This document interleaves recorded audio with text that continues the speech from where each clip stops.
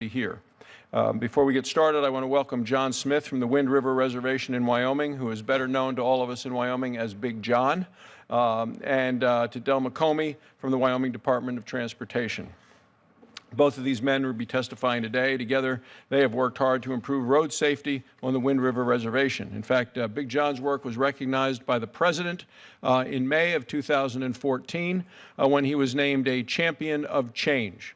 The White House stated that John, quote, has succeeded in improving the reservation's transportation infrastructure, highways and bridges, has led the effort to dramatically cut alcohol-involved crashes and fatalities on the Wind River Reservation. He has worked with tribal leaders to toughen tribal laws to enhance seatbelt compliance, and has led the effort to use positive messaging to educate drivers of all ages about the dangers of drinking and driving. So thank you, Mr. Smith, for being with us today. Big John is accompanied by his Deputy Director, Howard Brown, also from the Wind River Indian Reservation.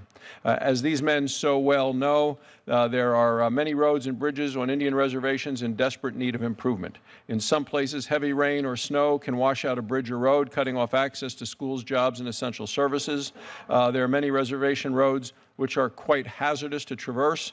According to the Bureau of Indian Affairs, only 17% of the roads are considered to be in acceptable condition. The remainder is considered to be in poor and unacceptable condition.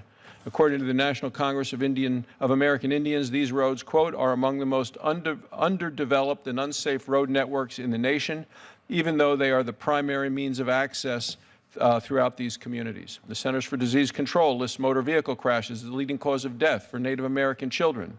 Indian infants under the age of 1 year old are 8 times more likely to die in a vehicle-related crash than other children. The Wind River Reservation in my state is no exception. Despite significant improvements achieved by the two tribes, the Eastern Shoshone and the Northern Arapaho, and the state of Wyoming, more work needs to be done.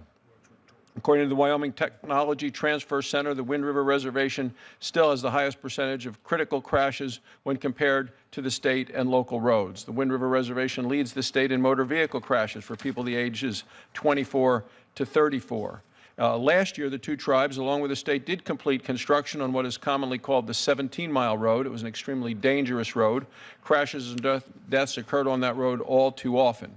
But thanks to the diligent efforts of the tribes and the state, those who are here with us today, the 17-mile road is now much safer. So we'll hear from our witnesses today how successful planning and joint efforts such as what occurred in Wyoming can save lives and improve whole communities.